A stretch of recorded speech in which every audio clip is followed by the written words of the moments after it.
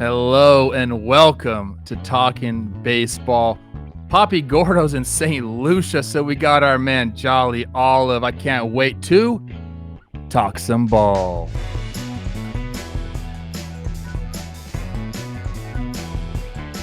That's a curveball. Hello and welcome to Talkin' Baseball, another off-season episode. As I mentioned, our good buddy Talkin' Jake is just frolicking naked somewhere in St. Lucia, and we're happy for him. We really are. But we got to get down to business. And when I mean business, I bring in my guy Jolly Olive to talk about the rumblings, the action that's going around Major League Baseball. A little bit of New York City traffic going on this morning for my guy Jolly, but he's here. And how are you doing this fine morning? I am good, Trev. Yes, a little bit of traffic, but I'm here. SeatGeek is here. Code Talkin 2025. Is that the code? It is. Yes, it is. Shout out SeatGeek. Yeah, I'm good, man. Had a wild weekend, had a wild morning, but I'm here and I'm ready to talk some ball with my good friend Trev. Jake's now been to St. Lucia twice. He hasn't brought me either time. Kind of crazy. He invited me once and I couldn't do it. Great. He's still mad at me about that. Yes, SeatGeek. Talkin' 25 for 10% off any tickets that you want to get on there. And I think that's for anybody, not just first-time users. So go use it. Use our code, all right, people? And we're going to get right into it because we had a plan. Let's just pull back the We're curtain up front. We're not going to We're lie up to you. front. We had a plan. We were going to do some news. You know, it's the offseason. It's a little bit light right now. We were going to do a draft of starting pitchers, 5, 4, 3, 2, and $1. $15 budget, but we think we got enough news to go in and talk about it, and it's starting out with our guy Ryan Pressly heading over to the Cubs. Now, the Cubs and Houston have been swap partners all offseason long. Obviously, they bring Kyle Tucker over there to the north side, and now Ryan Pressly. The trade is officially Ryan Pressly and $5.5 million the Cubs receive the Astros to get prospect Juan Bayo, and they get a little bit of salary relief, I guess you would say. So I'm going to start with this one because Ryan Pressly's my guy. Now, we know the Cubs are going to be better off because of him. I think right now, when you're thinking of Ryan Pressly, I don't think the dominance is in your mind because last year wasn't necessarily as dominant as years past. But don't sleep on this guy, Jolly, because he has that in him. And I do believe now going to the Cubs, he should be the guy that's closing games out for him. And I think that brings out a little bit something different in Ryan Pressly. You know, Astros traded for Josh Hader. He comes in, all of a sudden, a guy that's had immense success in that role gets bumped down to setup guy. And it shouldn't change your repertoire. It shouldn't change the way you approach the game, but mentally, it's just different. Those last 3 outs, I think that's one thing that all baseball fans can agree on. If you're just a casual, if you're an old school guy, if you're a new school guy that uses data, I still think everyone believes that the last 3 outs are difficult and different. But I think Pressly getting back into that role for the Cubs will probably we'll see. I'm hoping it brings out that dog in him again. Porter Hodge, the rest of the guys in that Cubs bullpen moved down a peg, but I think when I'm looking at this Cubs offseason, they've done everything they can. They've pushed the chips right into the middle of the table. I'm excited to see kind of what kind of ball comes out of the Cubs this year. Yeah, dude. I mean, this is a great move for Chicago. There were a lot of things they had to do this offseason, but for me, their number one thing that they needed to improve on was bullpen. There's talent here. Like, I didn't respect Porter Hodge enough. I think I made like a joke about him in one video, and then a bunch of comments were like, go check out his numbers. Go check him out, yeah. And I looked it up, and I was like, damn, I was wrong about this guy. But they didn't have that like veteran presence back there. They got your guy, Caleb Thielbar, who's, still doing it at 38, which is, shout out him. But yeah, Pressly, it's exactly what you said of like 2 things. One, we unfairly don't think of Ryan Pressly among like the elite closers of the game because he doesn't bring that velo. He doesn't have, I don't know, as the kids say, that aura about him maybe sometimes, but the dude's been doing it since 2019, and he's been consistent as hell throughout that entire time. And he kind of unfairly lost his closer gig last year. Like, he did nothing to show that he was slowing down at any point, and the Astros saw an opportunity to improve the roster and did so. But it's not like Presley was losing his fastball or anything like that. He was still a great pitcher last year. So now I think it's a win-win for both sides. The Astros can free up some money that maybe they'll use to pursue another guy they want coming back. I don't know. And the Cubs get their pivot move after losing out on Tanner Scott. Tanner Scott was someone I picked as like their marquee guy to get. Instead, it's Presley and Kyle Tucker. They also added Matt Boyd to the rotation. And considering what the NL Central has done this offseason, which, spoiler alert, it's not a lot at all, the Cubs are looking really good for their division hopes in 2025. Excuse me. 2025. That's a good call there. All right, Talking Baseball fans, are you ready to optimize your nutrition this year? I know I am. I'm going to Cabo soon. Need that body. Factor has chef-made gourmet meals that make eating well easy. They're dietitian approved. They're ready to heat and eat in 2 minutes. You got to love that. So you can feel right and feel great no matter what life throws at you. What I love about Factor, they arrive fresh and fully prepared, perfect for any active, busy lifestyle. You guys know I'm busy. I gotta be on the run. With 40 options across 8 dietary preferences on the menu each week, it's easy to pick meals tailored to your goals. You can choose from preferences like Calorie Smart, Protein Plus, or Keto. Factor can help you feel your best all day long with wholesome smoothies, breakfast, grab-and-go snacks, and more add-ons. I love the smoothies. Reach your goals this year with ingredients you can trust and convenience that you can't beat. Eat smart with Factor. Get started at factormeals.com/Talkin50off. That's TALKIN 50 off, 50 off. And use code Talkin50 to get 50% off your first box plus free shipping. That's code Talkin50 off at factormeals.com/Talkin50off to get 50% off plus free shipping on your first box. Let's get cut this year. The Astros guys coming over to this team, I think, is a bigger deal than we're making it. Yes, it's their rentals. They're both Presley and Tucker are only there for this year. But what have those guys done for the last 4 or 5 years? Win. They have won. They have played in the big games. They've been there. So now I talked about this last night with C. Rosie. Those bullpen dudes are different. They're weirdos, man. They walk out all together in a line. One of the rookies has a backpack full of like snacks in it. It's like a joke. It's sometimes I laugh. I'm like, what's going on here? But they sit out there together all game long talking about how to get hitters out or maybe some other stuff sometimes. It's a long season, right? But having a guy like Presley, I say it all the time. It's like having another coach out there. This guy has been there, done that in all sorts of situations. He's been at the highest level stress that you can have in the big leagues, and he's going to be able to impart this knowledge on the bullpen. So you're going to get this guy who has the stuff, who has the accolades, who's going to give you, 60 to 70 innings because that's what he does out of the bullpen. That's how he earned this last year in his contract. By throwing that many innings, he's a guy that's available, and he's just going to bring that to the bullpen. So I agree with you. I think the Cubs bullpen was the biggest where they needed to address the most this offseason, and in one fell swoop, they've been able to do that. So Caleb Thielbar, you mentioned him and Presley. That's like a Twins 2015 I was gonna reunion or say, something there's like that connection there. Okay. One last thing I on love it. Presley, because I don't think it needs to be said out loud.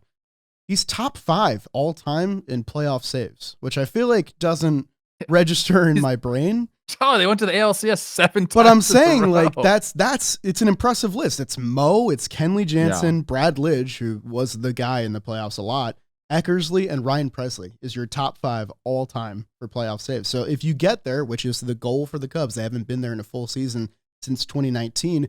You want to win the games when you get there. Now you've got the offense and Kyle Tucker, a guy who's done in the playoffs, and now you got Ryan Presley, who is arguably the best active postseason closer.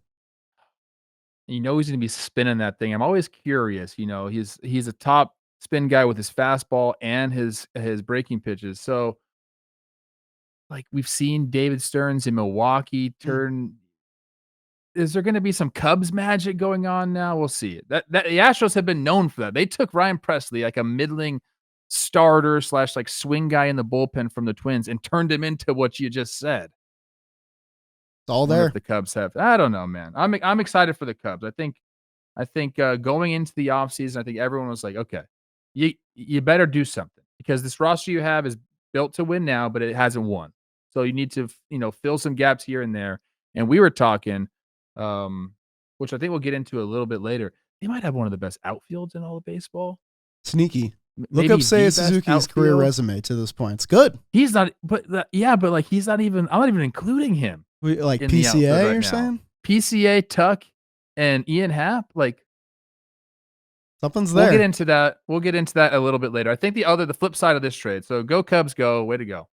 What does this mean for the Astros? You're trying to free up some money, and Dana Brown, their GM, has come out and started talking about what that can mean. He was pressed about questions about Alex Bregman, and they're going to be saving right around like $9 million on this deal. Obviously, they shed some payroll with Tucker, and now with Presley again. They're right at that first competitive balance tax threshold, right? Like, I think they're right above it right now. And Crane has talked about, their owner Crane has talked about kind of not wanting to do it unless something special falls in their lap. Alex Bregman still being available on January 27th is kind of something special falling into his lap. So I'm curious if that is where they're going to go. And then what do they do if that becomes a reality? Because you sign Christian Walker, you sign Paredes. The talks are Jose Altuve, if Bregman comes back, might move to left field. That, to me, we could talk a whole show about that.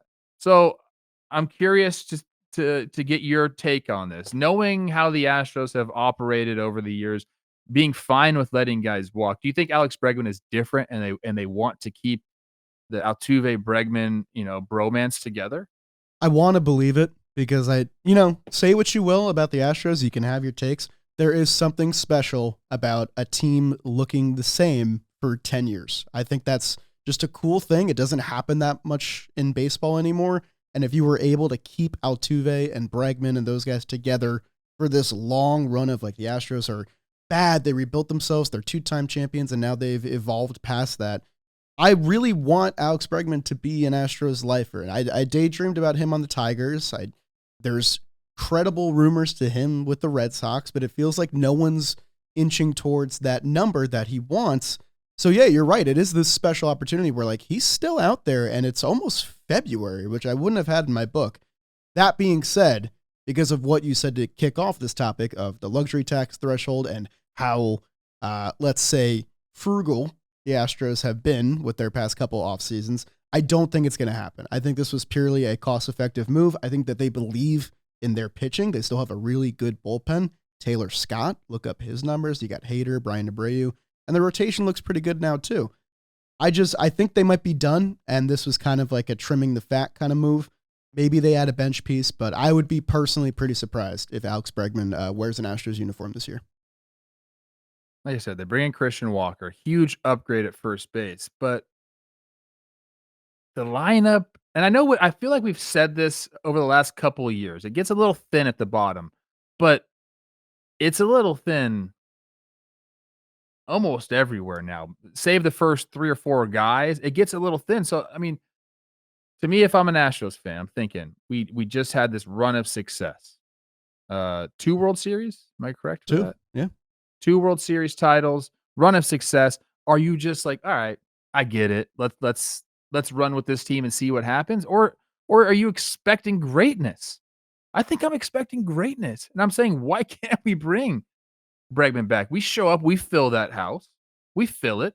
We've been to the postseason. We're getting all this extra money. You can't I think if I'm an Astros fan, I'm pushing for this. Hey, we've made some great moves, but we didn't know. And Dana Brown said this in his press conference. They made these moves not expecting Alex Bregman to be available. And the price has come down. Has to. I believe they did say as well that they've kept the same offer available to him that they initially did. Bregman was looking for more than that, but now. One thing I'll say, and this might not matter at all, the last deep Astros playoff run, 7-game ALCS. They lose to the Rangers. Rangers win the World Series. Rangers got a lot better this offseason. Like Jock Peterson, Jake Berger, new bullpen guys. Like, that's nothing to scoff at. I feel like, you're in the same state. You've been running the AL West for a decade now. Do you really want to just let that go? Because like you said, there's not a lot of depth on the Astros, but there is top-end talent in every corner of the roster. Now, if those guys get injured or they slump, this season can go a different way very quickly. But you know what would help supplement that a lot? Dude that's been doing it for 10 years in your uniform. I don't know, man. Yeah. Right now you could say, hey, we're 5 hitters deep right now. I'd say so, yeah. And then, Yainer Diaz, Jeremy Pena, we could extend it to 6 if all goes well. But the length in the lineup, how much that means, it's bring him home. Bring him home. Bring him home. I don't know what else to say. I think it's a no-brainer at this point. You'll get some season ticket sales. Just bring him home. Some things are meant to be. Alex Bregman was meant to be an Astro. But does that really mean that Jose Altuve is going to be in left field? I cannot wrap my brain around it. I will say it would improve the lineup drastically. Because Chas McCormick had a tough year last year. He's slotted in as the 7 hitter right now. I don't know. Let's play this game. Sure. You get Bregman back. Do you flip Paredes? Oh. Flip? You could. Paredes could maybe play left field in that shorter, length. Maybe. Hey, what I'm saying is Dana Brown himself said we made these moves, not even factoring in that Alex Bregman would be available to us. Yeah. And that's fair because I thought he would sign in December, dude. I thought he'd be long off the board by this point. Alex Bregman, Jeremy Pena, Altuve, Christian Walker. That's a good nice infield. That's a great infield. Nice. Oh, man. Astros, what is you doing, baby? Come on. Winning the AL West. Let's step it up. And this one's brought to you by DraftKings. Football fans, it is playoff time. We've got some exciting games to look forward to, and you can get in on all of the playoff action right now with our partners at the DraftKings Sportsbook. Right now, they're offering all new customers $200 in bonus bets instantly after betting just $5 when you use code Talkin. Love the thrill of live betting? DraftKings has got you covered. You can bet on in-progress games as they happen, making watching the game that much more exciting. All you have to do is download the DraftKings Sportsbook app now. Use code Talkin. That's TALKIN. Bet just $5 on any wager and get $200 in bonus bets instantly. That is code Talkin. Only at DraftKings Sportsbook. The crown is yours. So that's the Presley stuff. Again, I'm really, really excited for Cubs fans. At least we're talking about your players. This go around. Last year we were talking about your manager, which I thought was really weird. A couple weeks ago we were talking about their owner, which is not awesome either. Yeah, we don't. Let's talk about the players because they got a good squad assembled. Just go out and do it. I'm so curious about the NL Central, man. What? It just makes me mad, dude. Pirates, what are we doing, man? The Brewers are gonna win it again. I know they're gonna win it again. They're gonna win it by accident. Shit. On that note, I talked to Yelich not too long ago. Actually, shout out Christian Yelich. Number one, he's feeling very healthy. That's good to hear. Fans out there. Had the back surgery. He showed me what they took out of his back. Whoa. What the heck? Didn't know you just had stuff like that in his back. He did. He would play and hurt people. So give that guy a ton of credit. But shout out, I brought one of these a kid from my high school who's a stud player, Diego Velasquez. Shout out Diego. I brought him to hit with Yelly. I took him out of school and brought him to hit with Yelly. And it was awesome, man. Just thank you, Yelly. You might have changed that kid's life. He loved it, dude. He loved it. He's like, man, because he was just talking to him. They was talking ball. And he's like, yeah, all these guys I'm talking to you about hitting, it's so complicated. Yelly made it so simple. I was like, dude, that's what you got to do to play at the next level. You got to simplify things. So yeah, Brewers are going to win the NL Central. Lock. Yelly might win the MVP. Lock that in. Let's move on to another National League team because apparently the National League is just where it's at, Jolly. And we're going to go to your NL East. We're going to go to the Braves, who signed Jurickson Profar to a 3-year deal worth $42 million. He gets $12 million this year and then 15 a year in 2026 and 2027. We talked about best outfields in baseball. Dalton, head researcher, suggested maybe is this the best outfield in baseball when Acuna comes back? Because then it'll be Profar in left, Money Mike in center, Michael Harris II, and Ronald Acuna Jr. in right field. Love this deal for Profar. I'll say that right now. And it has been a fit all season long. The Braves have kind of been searching for outfielders since 2021. They just kind of have been finding, replacements here, replacements there. They thought they maybe had the guy in Kelenic last year. Didn't necessarily work out the way they thought. Although he's still such a baby. I think he's like 24 still, which is absurd. He'll be okay. I love this for Profar. Obviously, he went to San Diego last year on a $1 million deal, crushed it. Made some swing adjustments that I thought was interesting enough. Alex Anthopoulos said because of those adjustments, because of the improvements that he's made at the plate, it reminds him of Josh Donaldson. It reminds him of who was the other guy he said? It was Josh Donaldson and Justin Turner, like guys that obviously had Joey Bautista. He mentioned too, obviously guys that had crazy career resurgences later on at the big league level. So great fit for the Braves, great fit for Profar. I think a huge loss for San Diego is the way I'm thinking about it as well. What do you got on Profar to the Braves? I think this is one of the best signings of the offseason. And of course it was the Braves. Of course. Like they were kind of just doing nothing. They were idle. They were waiting for the opportunity. They pounce and they get who I think is going to be one of the best players to come out of this free agent market. Now, you might scoff at that because he's coming off a career year by a wide stretch, but it's exactly what you said with comparisons to guys like Justin Turner. These late career turnarounds happen, like guys just kind of figure it out and it clicks, and Profar's been playing for 11 years. He's likely learned a lot of things about himself as a player, and I think it all culminated last year with that terrific year. The biggest thing for me, why I think his skills will carry over, he took a massive step forward in plate discipline last year.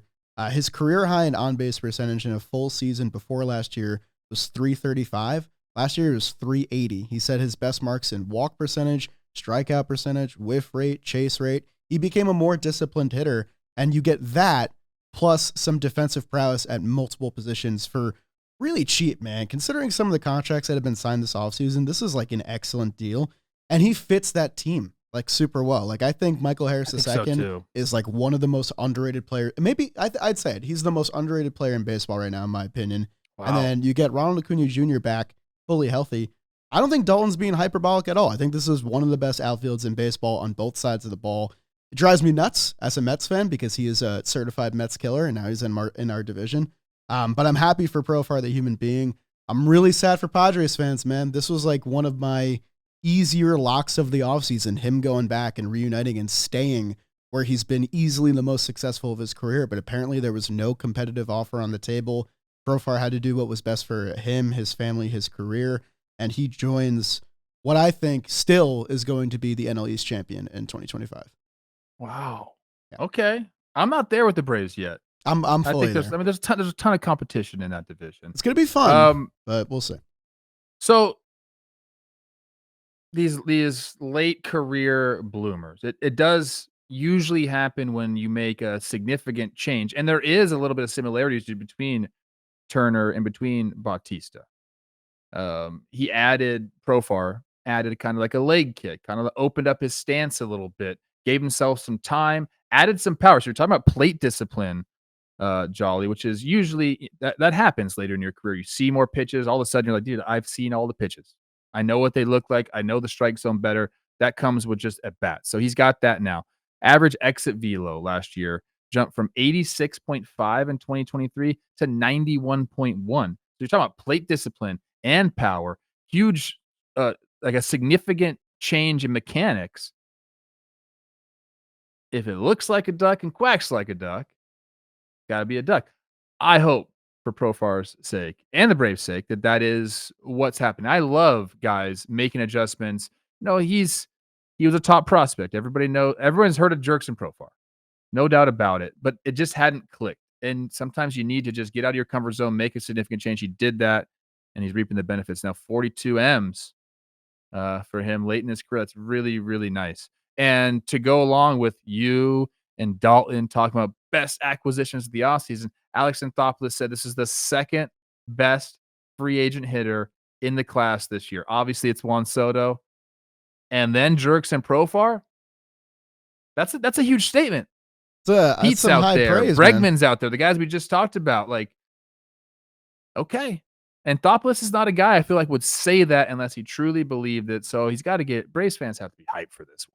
You got to be hyped, especially when you've been starving for 2 months for just them to do anything at this point. Like they lost Travis d'Arnaud. They lost a couple pieces in their rotation. They got some question marks coming back in Strider and Acuna. They needed kind of something to latch onto and get excited about after just a weird year for Atlanta Braves fans across the board. Profar is that guy. And how about the lineage of players from Curacao on the Atlanta Braves? It's now Andrew Jones. Yes. Andrelton Simmons. Yes. Ozzie Albies. Kenley Jansen, who had a pit stop there. And Jurickson Profar now. So they like what they like. Oh, man. And Jair Jurgens. Oh, yeah. Yeah. I faced Jair Jurgens before. Well, let's see. Let's pull up the numbers. That's not an easy one to say if you just off the rip. Have you ever heard Dalton Jair say it? Jurgens. It's awesome. We got to get that clip in this episode somehow. Parts out for the Braves. Max Fried, Charlie Morton, AJ Minter, Gio, Urshela, Travis d'Arnaud, Soler. That's a lot of parts out, but you're getting Profar. And then I guess you could say technically you're getting Strider and Ronald Acuna Jr. You also bring in Brian De La Cruz on a non-guaranteed deal, so it's like a split contract. He'll be fighting for some time out there when Acuna is getting ready, but I'm not all in on that. Yeah, you don't sound super sold, which surprised me because I should. Like I mean, the team, a sneaky Braves guy. It could be a recency bias thing. You know, they just never got off on the right footing last year. Obviously, some of the injuries. Fully healthy, yeah. But I'm also a believer in the Phillies. Okay. I think that's my Achilles heel, dude. I just like the Phillies too much. You do. I feel like these teams are going in opposite directions. Like the Braves are retooling, they're staying athletic, and I feel like the Phillies, I don't know. Like that's an aging team. You know exactly what they are. It's a Dave Dombrowski assembled team. It's a Dave Dombrowski team. They have that big 3-year window, and then after that it gets decimated. It's dicey. I don't know. Maybe it'll be different this time. Then you get the Detroit Tigers from 2015 through 2020. It was a long time they lived there. I don't know if that's going to happen to Philly, but no, you know what? Their owner will not let that happen. I don't think so either. Yeah. It won't get that bad. Hey guys, let me ask you something. Are you human? Because if you are, even if you're not human, like a dog or something, you like to have fun. And that's what SeatGeek does for you. It's a new year. And to celebrate another year of our amazing partnership with SeatGeek, we have a new code just for you guys. You know what SeatGeek does. They offer everything from concerts to sporting events to comedy shows, whatever you like. SeatGeek has got you covered. And you can now use code Talkin 2025 for 10% off tickets on SeatGeek. With over 28 million downloads, SeatGeek is the #1 rated ticketing app. 28 million. That's pretty good, SeatGeek.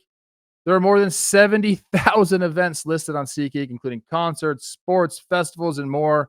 And right now, you can get tickets to the NFL playoffs, baseball games, NBA, and NHL, not to mention tons of concerts and other events. Each ticket is rated on a scale of 1 to 10, so you know if you're getting a good deal. It's so easy. Jake can do it. Just look for the green dots. Green means good. Red means bad. That's what I do for Jake. Good, bad. And he listens.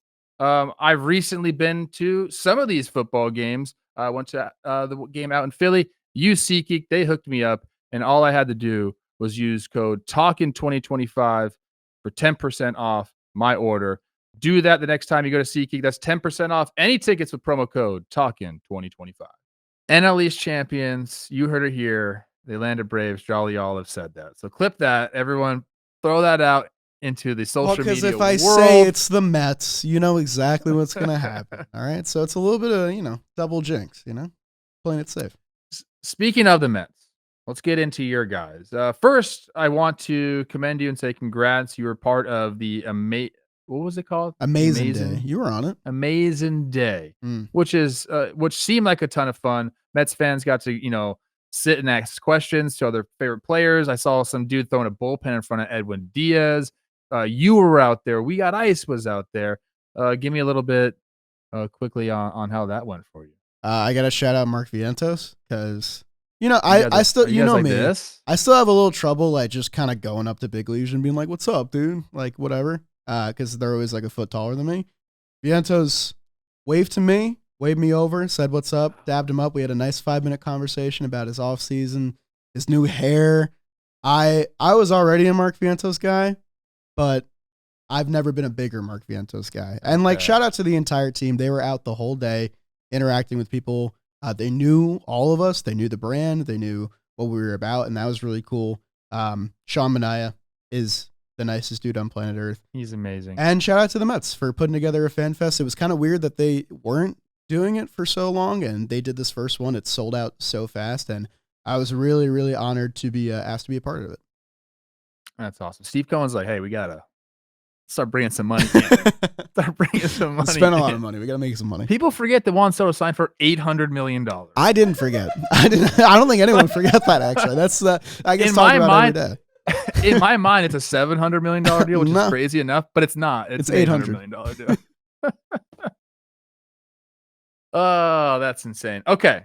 So on that topic, talking about being available to the media, Steve Cohen was up there with David Stearns and Mendoza, and they were taking questions from the media. And all of a sudden, we want Pete.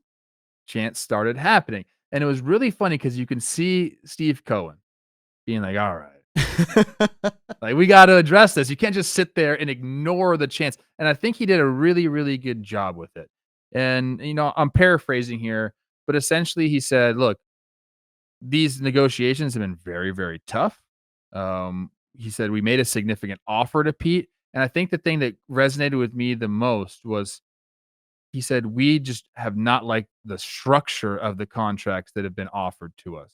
So to me, that means they're being offered a contract with opt-outs, with, maybe a ton of incentives, maybe, it's just not what they're looking for when they're looking to commit to a player. And I think having an owner that's able to sit down and have that talk with essentially the fans right in front of him, I think was really, really refreshing. This is a guy that's, a business, I guess I'll call him a tycoon, like a finance tycoon who really hasn't had to answer to anybody. And all of a sudden, he's got these dudes from Queens being like, we spend your money the way we want it. And I think he's handled it so well. This is not something that he's used to. And I thought he crushed his answer.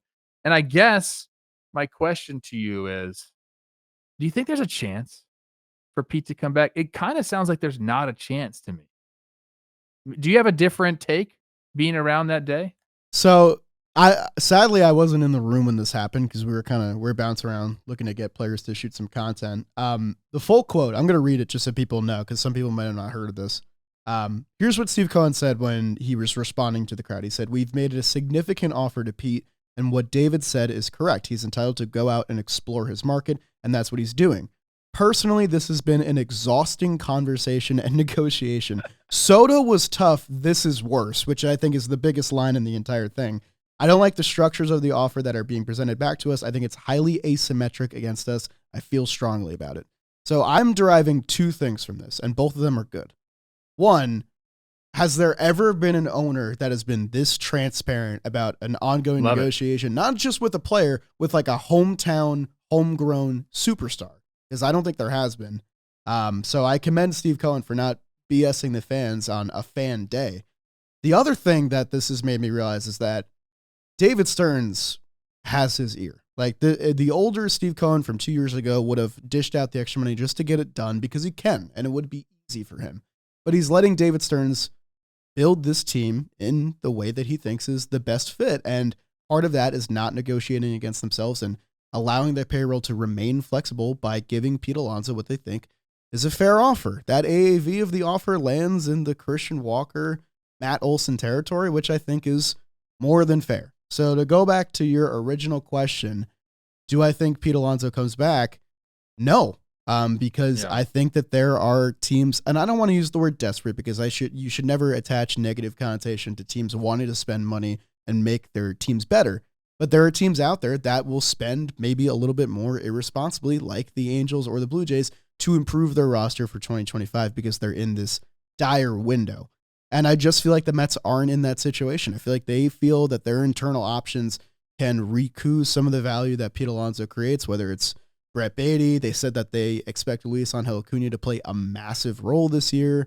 Is Mark Vientos playing first base? I don't know.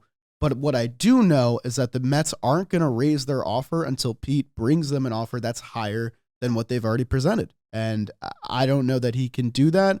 And if he does get it, maybe he doesn't even go back because maybe this bridge is becoming more and more burned with the passing day. He's not going back to the Mets. I'll tell you where he's going to go. He's going to sign a 1-year deal with the Twins. Bounce back year. The Twins are going to trade for Dylan Cease, and we're going to run the Central. Baby. Trev, your Twins are making me sad, so that would make me very happy. Twins are making me sad. Making me bummed out. You haven't spoken about the Twins in 3 months. They haven't signed anybody. I know, it's crazy. Usually I can't get you to shut up about the Twins. Who is it? I think it's them and then one other team that has the not Marlins. signed The Marlins have not spent a single contract. dollar in free agency. That's not a group you want to be in, big dog. I love the Twins. I do too. Don't put words in my mouth. I'm sorry. All right. We're waiting. We're waiting in the weeds. The Braves waited. See what happened, So give me So say Pete doesn't come back and Vientos does move to first base. I kind of liked him at third base last year. I thought he improved and he can improve. That's why it's kind of a bummer because I feel like he can get even better there. But I think so too. He's getting confident, man. You just got to be confident, and he's kind of got that now. So say he does go to first base. Obviously, Francisco Lindor's at shortstop. Do you think Acuna is more fit at second base or third base? Like Baty obviously goes to third base, and then it's Acuna at second for the most part. I think it's Acuna. Acuna up the middle. McNeil is kind of. McNeil is can be a great bench piece, second base, third base, left, right. Like he's expensive, but he could be a really good off the bench in that role. But yeah, I think it's going to be one last shot for Brett Baty if it's not Pete Alonso, which is scary because things got really bad last year, especially in May when Vientos got that call. But I don't know, man. I talked to Brett at the event. Really nice kid, said what's up. And we talked about confidence with Mark Vientos. That dude's confident right now. He's ready for his opportunity. He had the number change. It feels the number change to 7. It's a big deal. It's a huge because that's Jose Reyes. Who was the last guy that wore that? That's Jose Reyes. So that's a massive deal. But it didn't seem like all the talk was bothering him all that much. He seemed very, very sure of himself. So you know what? If it is Brett Baty, I'd love to see that dude succeed. For your second place Braves or second place Mets. Excuse me. Sorry. Freudian slip. Freudian slip, Trev. Tell us how you really believe in the feel. Braves. I told you that. That's how you really feel. Phillies in third then in your mind? Oh, man, it's tough. What about, I saw you were hanging with Jesse Winker. I always like to know what the heck that guy's thinking. Any tidbits? We asked him about his Spotify Wrapped, and he gave us 10 minutes of just going through his music. It was wonderful. It was more than I could have asked for. It was great. Jesse was a terrific dude. You put Jesse Winker and Nick Castellanos in a room together, and you just leave. What happens? I think they end up best buds. I think they fight a little bit at the beginning, but I think they end up best because it's moxie, dude. It's they cool, fight dude. To the death. Yeah, almost kill each other. The handshake of the two dudes with big muscles where they link up like that. That's what they end up doing after 10 minutes of fuck you, not fuck you, dude. Fuck you.